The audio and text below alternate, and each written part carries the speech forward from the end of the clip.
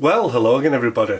After playing around with PiPicos and software in our last two weather station videos, I thought that I'd better just throw a bone to all the greybeards and vintage electronics fans out there. And we're going to be taking a look at this unusual device, and hopefully we're going to power it up and get it running. Now, I'm not going to tell you what it is just yet, but I'll give you a clue. We are going to be channeling our inner Clive when we take a look at this, and maybe we can work it out together. Now, I have to pass on my thanks to my good friend Paul, better known as Cody's, because he actually passed this on to me.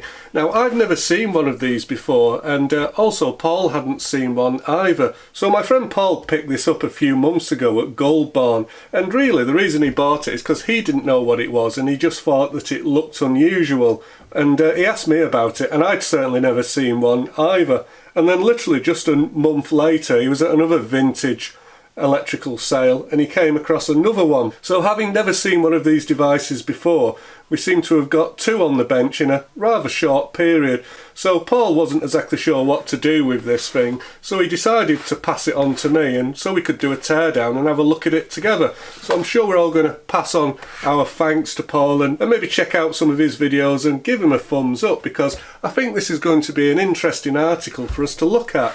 So if we take a look at the top of this device, I can feel what appears to be some form of metal mesh, and looking down into the device, all I can really see is well, maybe there's something metal in there.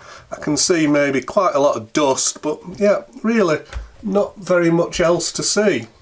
But given that the top of the unit is actually open but guarded by this mesh, one can only assume that something either goes into this device or comes out of it, and maybe the mesh is to stop me poking my finger inside it for some reason. So perhaps this, could it get hot perhaps? Is it some form of, I don't know, could it be a small room heater? I'm not sure.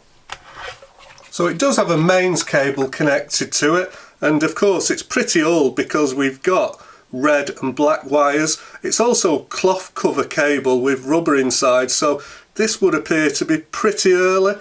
Now, I can't find anything with a date on it so far, so we're not sure how old this is. There is one mark on it there. It says 47, 21, 38. Now, I'm guessing that given the condition of this wiring and what it looks like, it could be from, I don't know, maybe the 1940s. I don't think it'd be as late as the 50s, but again, not exactly sure. Also got this white thing here, which, well, it appears to unscrew, so let's hope it doesn't explode. Okay, so what's in there? Now, we appear to have what looks like a very, very fine wire, and I'm guessing that this is some form of fuse. So because it's such a fine wire, I'm guessing I'm going to rule out the possibility of being some kind of heating device, because if it was, well, we're not going to pass enough current through this little tiny wire here for the thing to actually heat up. It would draw far too much current if it was a heater. So yeah, clearly this isn't a heater. Let's screw the lid back on and maybe we'll come back to that later. Taking a close look at those markings, we can see 47, 21, 3R. I can't help thinking that that could be some form of date code, but yeah, I guess maybe we'll never know. And it is actually hand painted on that, which is interesting. Now, taking a look from the front, we can see we've got some type of control knob. Did have some form of control knob on the front here, and it appears to have 4 settings, 1, 2, 3, 4. I think we'll have to tighten that up because it's just spinning on the shaft. Have you got any ideas what this could be for? Is that a volume control? Is it some form of, perhaps it's a radio? That might make sense, and maybe there's a speaker under here and that's where the sound comes out of. So maybe we're looking at some kind of old-fashioned radio. I don't know, your guess is as good as mine. Have you got any ideas? Please leave your ideas in the comments. So there doesn't appear to be anything else on the other sides, and certainly just apart from these numbers on here, there's no other obvious markings, or really very much to give us a clue about what this device does. So I guess what we're going to have to do next is we're going to have to open her up and take a look inside. Now, I can see that we've got some screws here around the perimeter, around the base unit here. So my guess is we need to undo those to actually remove the cover. So let's give that a go. So we have just removed 3 screws because it looks as though one of them was missing.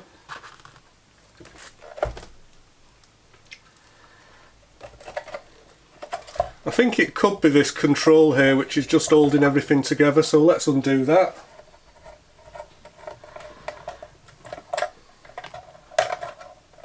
Oh right, okay, we've got what just appears to be a very crude and hand-cut slot there. So I'm guessing that if we turn this the right way up now, we can actually lift this cover off, so let's do that. Here we go, here's a big reveal. So this really is your last chance now to guess what's inside here. So place your bets because we're going to take the cover off. 3, 2, 1, big reveal. Well, what have we got? We've got an awful lot of dirt and dust, and we're going to have to do something with that, I think, because it really is horrible. But let me bring you in because you don't want to miss all this filth.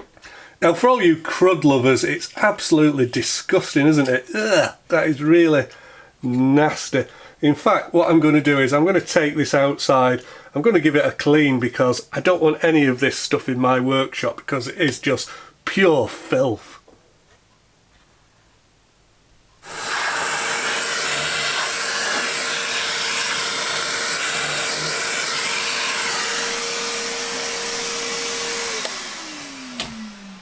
So taking a close look at our unit, we can see what appears to be a transformer because we can see the incoming mains cable here, and this connects to the bottom of the bobbin on this transformer.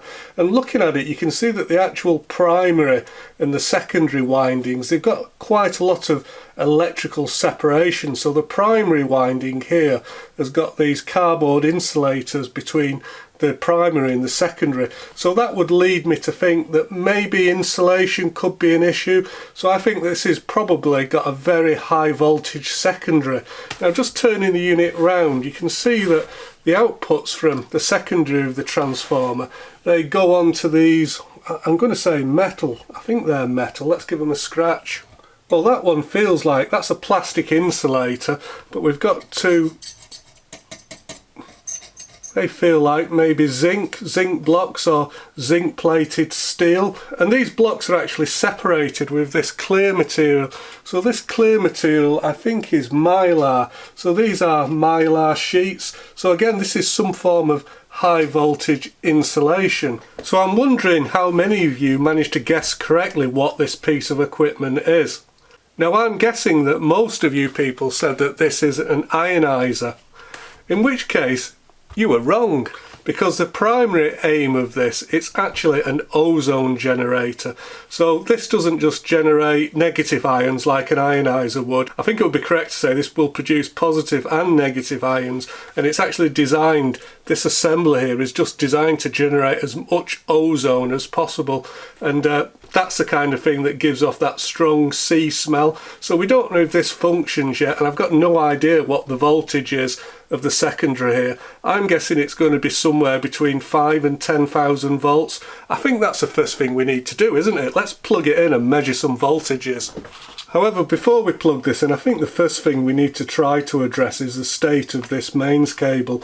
So I'm going to replace the mains cable. Let's start by just cutting that off. And let's just check that the primary resistance of the transformer is good, because if either of the primary or the secondary is open circuit, we're kind of wasting our time. So let's just do some basic checks first. Starting with the primary resistance of the transformer, I'm kind of expecting a few hundred ohms here. What are we getting? 15 megohms. That's not a good sign. Could we have a dirty switch?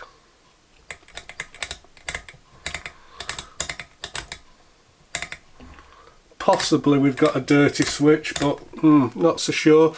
Could also be that we've got a broken wire somewhere. I wonder if our mains fuse is intact. Can we trace that out? Yep, the wire looks to be intact. Let's go on to the positive wire here, because I think that's the one that goes onto the fuse.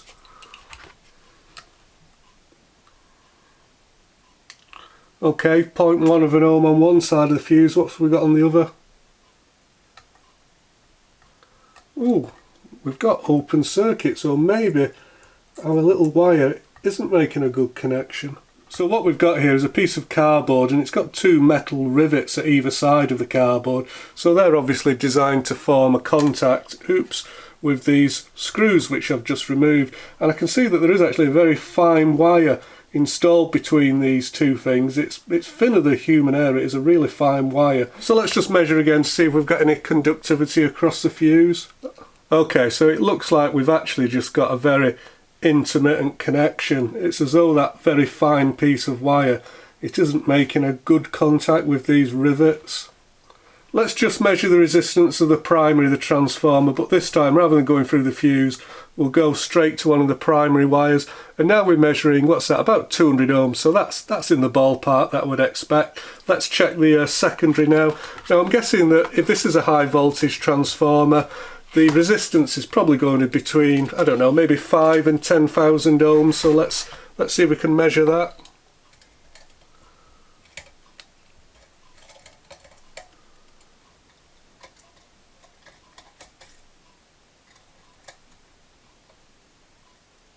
Okay, yeah, and that's what I'd expect. So we're measuring about 9 kilo, 9.25. So again, that's in the ballpark for what I would expect. So yeah, it looks like our primary and our secondary of our transformer, they look good. And there isn't really much more to this than that. So fingers crossed, when we put some power on this, we're going to generate some pretty high voltages. Unfortunately, our piece of very thin fuse wire, it's just fallen off from these riveted connections. I'm wondering if this was designed to be rewirable. It's possible, but yeah, it certainly isn't making a good connection. So I thought as soon as we had that piece of wire to hand, we'd try and measure it, and it comes out at 0.06 of a millimetre. So I'm not sure what that is in terms of current carrying capacity, but yeah, it measures 0.06. I wonder if we could find out. Now, I'm not dead sure, but the material does look like, it looks like copper, oxidised copper. It's got kind of a reddy orangey tint to it, so it doesn't look like steel, so I'm just going for its plain copper, 0.06 millimetres. Hopefully you're wearing your safety glasses. Oh god, that's remarkably tough. Okay, there's our piece of wire. The wire inside my 200 milliamp fuse measures about 0.03 millimetres, so it's about half the diameter of the fuse wire that was in the Ozone generator. So I'm kind of guessing that we probably want a fuse, I don't know, let's say find something around 300-400 milliamps. Looks to be in the ballpark, so let's do that. Okay, we've got a 250 milliamp time delayed fuse. That sounds like a good choice because we'll maybe get some inrush from that transformer. So yeah, let's go ahead and see if we can use that.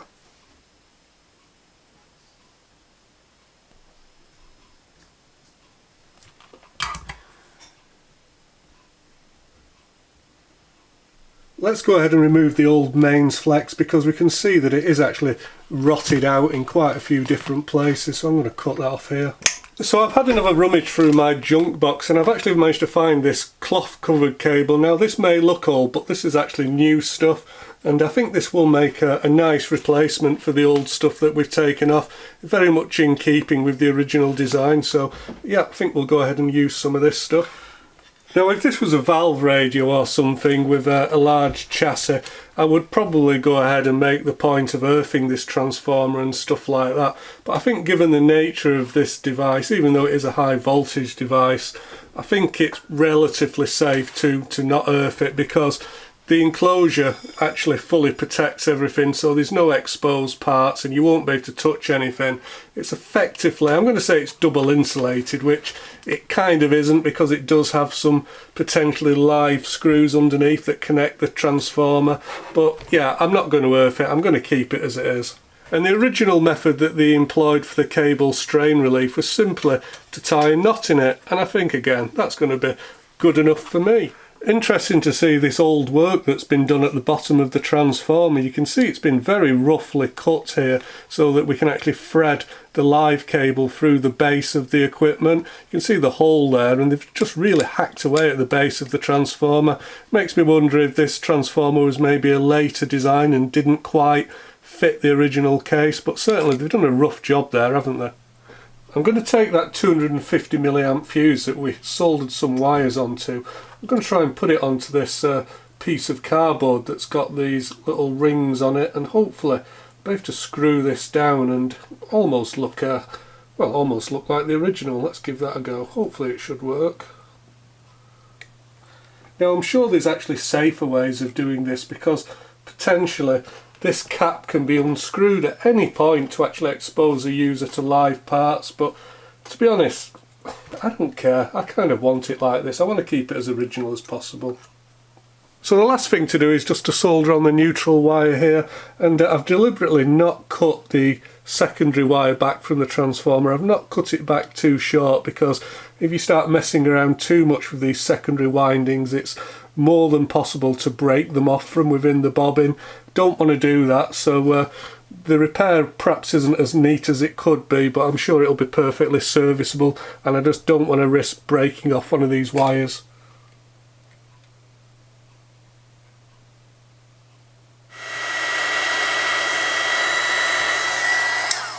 And I am just going to reinforce that connection just with a couple of layers of heat shrink if we can get them on.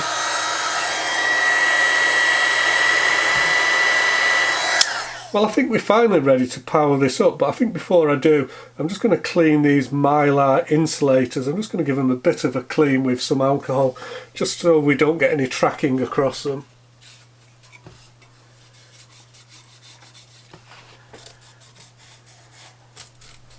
Well, we're at the exciting point now where we're going to power it up for the first time.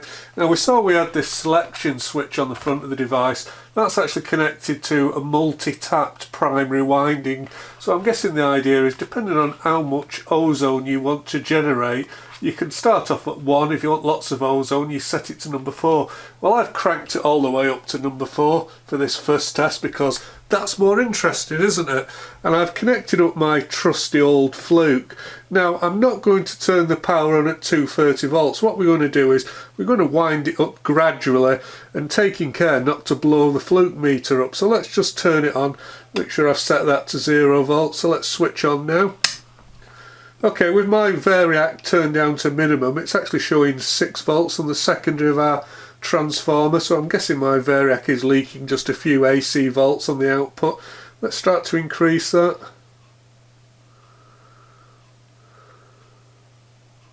With the variac wound up to 20%, we've got 50 volts on the primary of our transformer, and we've got 533 volts on the output.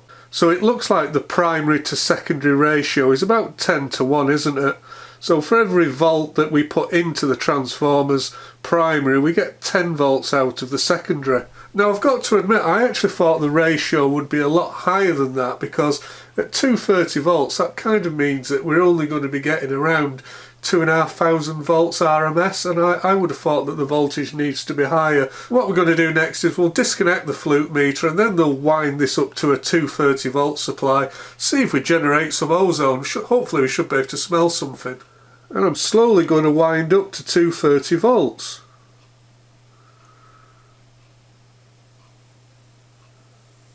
Oh, I can hear it fizzing. I can actually hear we're actually producing some high voltage. I'm getting that corona discharge sound coming off this thing. The transformer primary voltage is about 150 volts, so based on that I'm guessing we've got about 1,500 volts on our secondary. I'm going to keep winding it up now.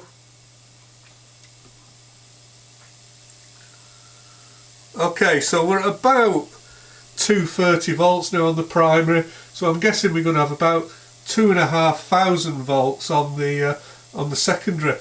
Oh god, and I really can smell a very strong smell of ozone, so this is definitely doing its job of generating a huge amount of ozone. It absolutely stinks in here. Nothing seems to be sparking or shorting out, so that's a good sign, isn't it? And finally for today, we're going to try to do a direct reading of the secondary voltage of the transformer. So to do that, we're going to use this high voltage probe, which you've seen me use before, but I'm not actually going to touch anything when I'm doing this, because these high voltage probes, it's very important that one side of the probe is connected to something that's earth referenced. Well, this piece of equipment doesn't have an earth reference, and I'm not going to risk it. So what we're going to do is we're going to turn the power up, and we're just going to leave the camera pointing at anything, but I'm not going to be holding the probe this time. So let's turn on.